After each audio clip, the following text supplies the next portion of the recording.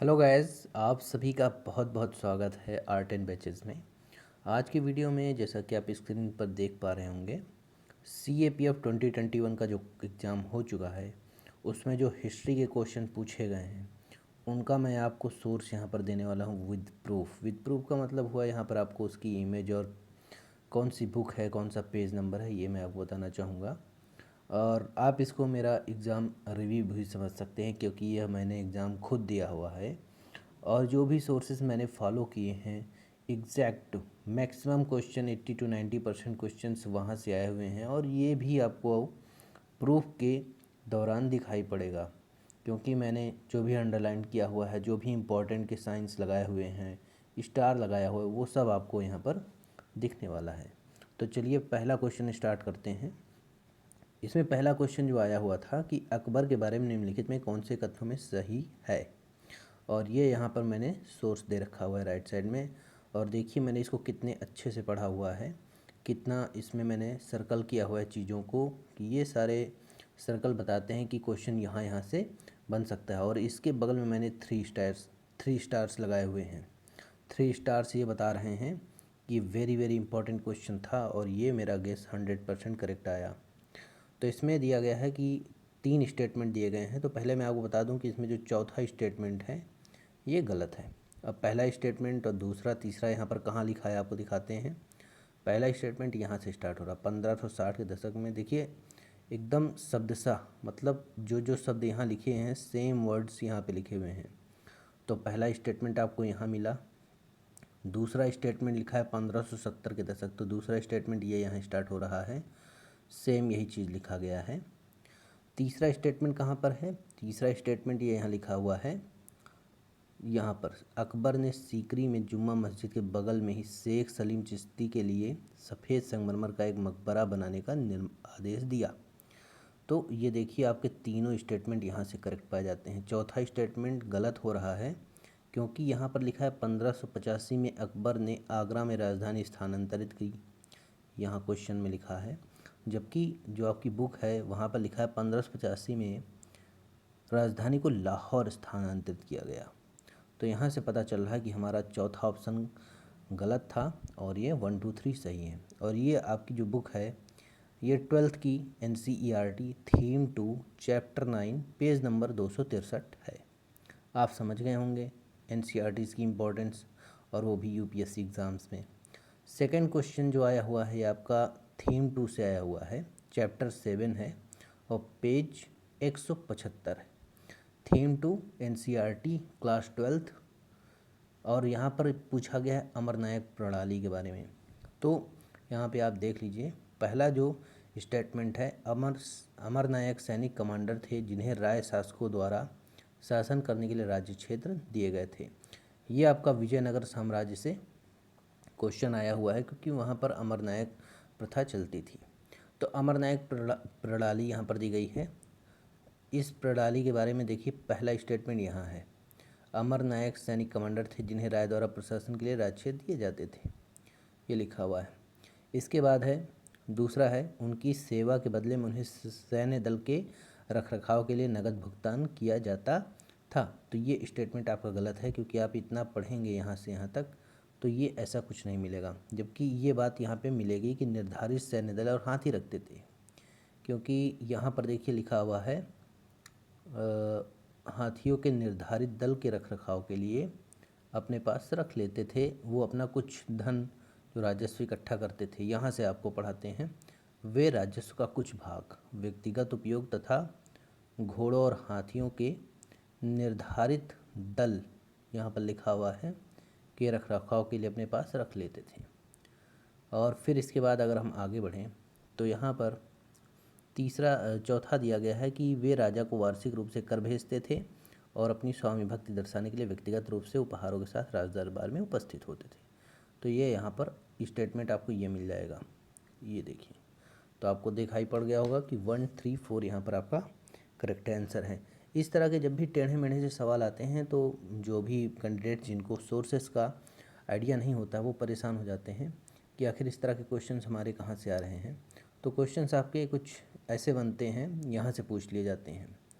तो आगे बढ़ते हैं। अगले क्वेश्चन की तरफ। ये जो आपका क्वेश्चन है ये आपको थीम 3 में, जब आप एनसीईआरटी थीम 3 पढ़ेंगे तो उसमें जो पहला चैप्टर है उसमें इन तीनों व्यवस्थाओं के बारे में बहुत डिटेल से दिया गया है। स्थाई के बारे में, रैयतवाड़ी और महलवाड़ी के बारे में। इसके साथ ही साथ इस्तमरारी बंदोबस्त भी शब्द यूज किया गया है वहाँ पर। तो ये जो चीज़ें हैं इसको हम कह सकते हैं कि एनसीईआरटी की थीम 3 से और चैप्टर 1 से पूछा गया है। और बाकी आपको ये हर जगह मिलेगा, कोई भी बुक पढ़ेंगे आप हिस्ट्री की बेसिक सी भी, तो वहाँ पर ये क्वेश्चन मिल जाएगा।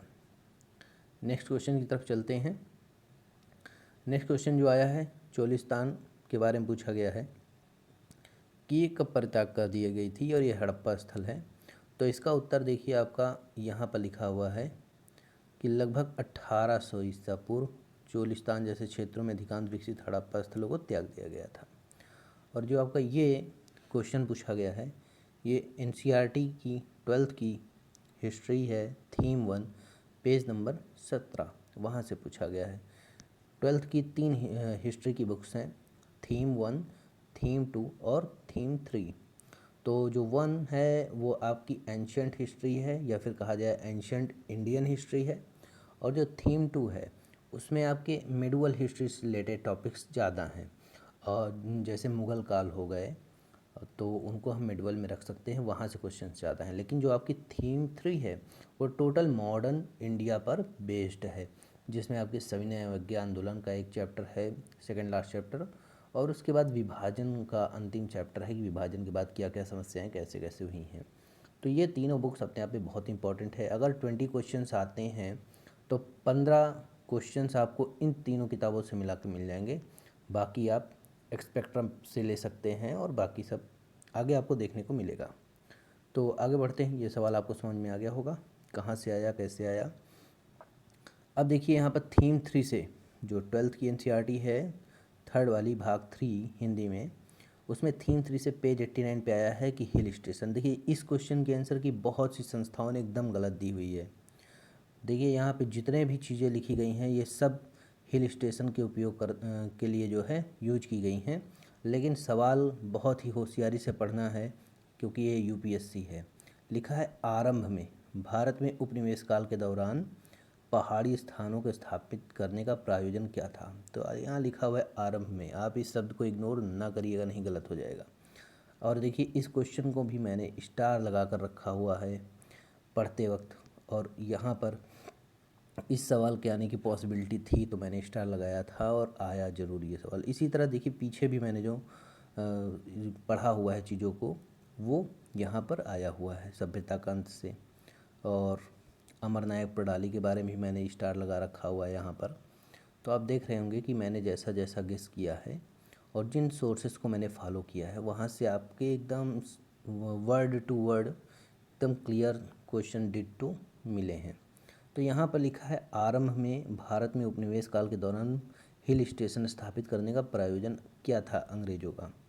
तो यहाँ पर आगे देखते हैं, लिखा है छावनियों की तरह हिल स्टेशन पर्वतीय सैरगाह भी औपनिवेशिक शहर विकास की एक खास पहलू थी। हिल स्टेशनों की स्थापना और बसावट का संबंध सबसे पहले, ये देखिए, सबसे पहले ब्रिटिश सेना की ज़रूरतों से था। तो ये वाला आंसर आपका करेक्ट होगा, ना कि ये वाला, क्योंकि ये वाली बात आपको बाद में लिखी हुई मिल सकती है कि सेनेटोरियम बना दिया गया था वहाँ आराम करने के लिए और सरहद की चौकसी और दुश्मनों के खिलाफ हमला बोलने के लिए, सब कुछ मिलेगा आपको, ठीक है। लेकिन सेकंड ऑप्शन एकदम करेक्ट होगा क्योंकि आरंभ में पूछा गया। तो यहाँ पर ये जो शब्द लिखा है सबसे पहले, इसको हमें देखना पड़ेगा, ठीक है। तो आपका आंसर इसमें पता चल गया होगा क्या है। अगला क्वेश्चन जो है वो आपका थीम 2 से आया हुआ है। थीम 2 में जब आप पढ़ेंगे पेज नंबर 160, 162, 163, तो आपको ये आंसर मिल जाएगा। और बाकी जो हिंदी पढ़ने में तेज छात्र हैं उन्हें तुरंत पता चल जाएगा कि निर्गुण भक्ति क्या होती है। तो कबीर, नानक और दादू तीनों लोग निर्गुण भक्ति के थे। चैतन्य जो थे वो कृष्ण जी की पूजा करते थे। तो यहाँ पर आपका सही उत्तर क्या होगा, कौन संबंधित नहीं निर्गुण से, तो चैतन्य नहीं है, बाकी 3 लोग हैं। अब इन तीनों को देखते हैं कि यहाँ पर हम कैसे कह पाएंगे कि ये एनसीईआरटी से मिला है। तो देखिए यहाँ पर मैंने स्टार लगाया हुआ है। अब यहाँ से देखते हैं, लिखा है कबीर की बानी 3 विशिष्ट किंतु परस्पर व्याप्त परिपाटियों में संकलित है। कबीर बीजक कबीर पंथियों द्वारा वाराणसी तथा उत्तर प्रदेश के अन्य स्थानों पर संरक्षित है। कबीर ग्रंथावली का संबंध राजस्थान के दादू पंथियों से है। तो आप समझ सकते हैं, जब इसका संबंध दादू पंथियों से है तो कबीर और दादू दोनों सेम भक्ति शाखा से संबंधित होंगे। ठीक है। इसके अतिरिक्त कबीर के कई अन्य पद आदि ग्रंथ साहिब में भी हैं। अब आदि ग्रंथ साहिब का संबंध किससे है? नानक जी से है। तो तीनों लोग सेम भक्ति शाखा से हो गए। अब बाबा गुरु नानक के बारे में यहाँ अलग से दे रखा है अगले पेज में। बाबा गुरु नानक का जन्म हिंदू व्यापारी परिवार में हुआ और मुख्यतः इस्लाम धर्मावलंबी पंजाब का ननकाना गांव था। फारसी पढ़ी, सब कुछ ठीक है। फिर यहाँ पे अंतिम में देखिए, उन्होंने निर्गुण भक्ति का प्रचार किया, जो इस बात की पुष्टि करता है कि गुरु नानक भी क्या थे? निर्गुण भक्ति शाखा से संबंधित थे। तो कौन नहीं होगा इसमें? चैतन्य जी नहीं होंगे। आगे बढ़ते हैं। इसमें कौन धर्म सभा के संस्थापक थे? ये क्वेश्चन आपको हर जगह मिल जाएगा, लेकिन मैं इसको ऑथेंटिकेट कर रहा हूँ कि ये स्पेक्ट्रम में है। और ये जो क्वेश्चन आपका है 17वीं और 18वीं की शताब्दी के जाट किसान नेताओं के बारे में, तो ये भी आपको स्पेक्ट्रम में मिल जाएगा, लेकिन मैंने इसको ढूंढने का प्रयास नहीं किया क्योंकि थोड़ा सर्च करने पर मुझे क्वेश्चन मिला नहीं। और ये क्वेश्चन मैंने जो टिक किया हुआ है वे गलत टिक किया हुआ है। आंसर कीज़ में ये दिया जा रहा है, जो अदर आंसर कीज़ दे रहे हैं यूट्यूब में ये दे रहे हैं। मुझे इस क्वेश्चन का आंसर नहीं मिला। आगे बढ़ते हैं। क्वेश्चन नंबर 56 है। ये आपको स्पेक्ट्रम में मिलेगा कि राष्ट्रीय आंदोलन में समाजवादी प्रवृत्तियों के व्यवहार के कारण आचार्य नरेंद्र देव जयप्रकाश नारायण में 34 में कांग्रेस सोशलिस्ट पार्टी की नींव डाल दी और फिर नेहरू ने कांग्रेस से समाजवाद को अपने लक्ष्य के रूप में स्वीकार करने, किसानों श्रमिक वर्ग से जुड़ने का आग्रह किया। ये इसलिए किया था, यहाँ पर गांधी जी ने मीडिएट किया था और नेहरू को काफ़ी समझाया था कि ऐसा है, समाजवादियों से इतना ज़्यादा मतलब लगाव कम करने की ज़रूरत नहीं है, उन्हें भी अपने साथ लेके चलना पड़ेगा। तो यहाँ पर गांधी जी और नेहरू के बीच कुछ वार्तालाप के उसमें स्पेक्ट्रम की बुक में कुछ एक टॉपिक दिया गया है, उसको मैंने आज पढ़ा है, तब मैंने इसको ऑथेंटिकेट किया कि ये आपका स्पेक्ट्रम से पूछा गया है। आगे बढ़ते हैं। तो ये जो क्वेश्चन था इसके बारे में आपको बताना चाहूँगा कि एनसीईआरटीज़ में मथुरा शैली के चित्र बने हुए हैं, गौतम बुद्ध जी के गांधार शैली के बने हुए हैं, सब कुछ है वहाँ पर। और वहाँ पर मुद्राएं भी बनी हुई हैं, लेकिन वहाँ पर किसी मुद्रा का नाम नहीं लिखा हुआ है कि मथुरा शैली किस मुद्रा में बनी है, किस में नहीं बनी है। तो मैं इसे कह सकता हूँ कि एनसीईआरटीज़ पढ़ने वाले अगर वहाँ से थोड़ा सा गाइडेंस ले करके एक्सरसाइज करें और देखें कि कौन कौन सी मुद्राएं हैं, तो मैं कहूँगा कि एनसीईआरटी से ही निकाला गया क्वेश्चन है, लेकिन एग्जैक्ट ये एनसीईआरटी में कहीं लिखा नहीं है। हालांकि जब आप पढ़ेंगे थीम 2 तो वहाँ पर मथुरा शैली और गांधार शैली के भगवान बुद्ध के चित्र आपको मिलेंगे। आगे बढ़ते हैं। इसमें आंसर मैं आपको बता दूं, इसको मैंने जब गूगल से चेक किया तो अभय मुद्रा इसमें उत्तर आया हुआ है। अभय मुद्रा ही हर जगह मिला हुआ है। और ये जो आपका क्वेश्चन था कि हैदराबाद में स्वयं को स्वतंत्र शासक के रूप में निजाम उल मुल्क आसफ जाह की उपाधि किसने धारण करी, तो ये चिन किलिच खां ने करी हुई है। और ये क्वेश्चन आपका आया हुआ है एनसीईआरटी सार की एक पुस्तक आती है बर्णवाल सर की, महेश कुमार बर्णवाल सर की एक किताब आती है जो एनसीईआरटी सार संग्रह के नाम से होती है और वन लाइनर उसमें उसका और टाइटल होता है।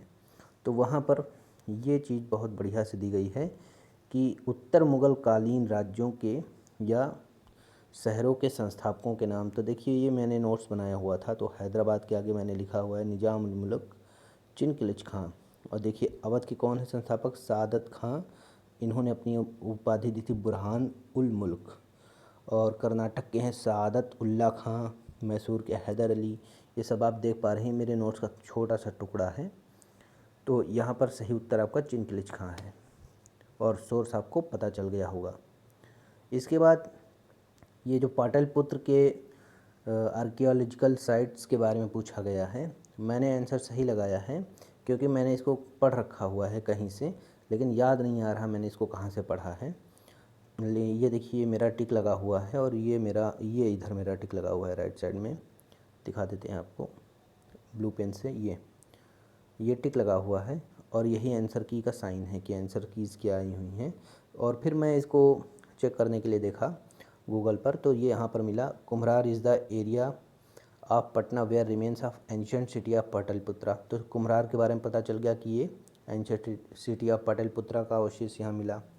फिर इसके बाद बुलंदी बाग के बारे में पढ़ते हैं नीचे, तो इसमें भी लिखा है an area of archaeological site of Pataliputra. तो यही दोनों करेक्ट होंगे। तो यहाँ पर मेरा आंसर सही आया है। और आपको सोर्स यहाँ पर मैं नहीं बता पा रहा हूँ कौन सा सोर्स है ये, लेकिन मैंने इसकी पुष्टि गूगल से कर दी हुई है। आगे बढ़ते हैं। कुतुब मीनार मूल रूप से 4 मंजिली थी। दिल्ली के किस सुल्तान ने 5वीं मंजिल जोड़ी? तो पहले आपको बता दें कि कुतुब मीनार के बारे में क्लास 6 या 7 की एनसीईआरटी है एक हिस्ट्री की, मैंने उसको पढ़ रखी हुई है। वहाँ पर बताया गया है कि केवल 5 मंजिलों में सिर्फ 1 मंजिल कुतुबुद्दीन ऐबक ने बनवाई, बाकी उस पर काम करवाया इल्तुतमिश ने, फिर अलाउद्दीन खिलजी ने, फिर मोहम्मद बिन तुगलक ने, फिर फिरोज शाह तुगलक ने और बलबन ने भी काम कराया, सब ने काम कराया। लेकिन वहाँ पर ये बात नहीं लिखी कि 5वीं मंजिल किसने जोड़ी, और ये बात सिर्फ मैंने यहाँ पर पाई। बरनवाल सर की किताब है एनसीईआरटी सार संग्रह, वहाँ पर एग्जैक्ट लिखा हुआ है और उसका ये देखिए मैंने स्क्रीनशॉट लिया हुआ है। कुतुब मीनार की 5वीं मंजिल का निर्माण किसने कराया? तो ये देखिए नाम लिखा हुआ है फिरोज शाह तुगलक। मैंने इसे पढ़ रखा हुआ था, मैंने इसे सही टिक लगाया और मुझे यहाँ पर मिलते हैं 2 नंबर। आपने अगर लगाया होगा तो आपको मिलते हैं 2 नंबर। अगला जो क्वेश्चन आया हुआ है वो भी बरनवाल सर की बुक से है और आपको दिखा देते हैं कि बरनवाल सर की बुक क्या चमत्कारी किताब है। ये दक्कन सल्तनत और उनसे संबंधित क्षेत्र के निम्नलिखित में कौन सा युग सही रूप से सुमेलित नहीं है? तो देखिए निजाम शाही, बरीद शाही, कुतुब शाही, इमाद शाही। और यहाँ पर क्या क्या चीज़ दी गई है? इमाद शाही, आदिल शाही, निजाम शाही, कुतुब शाही, बरीद शाही।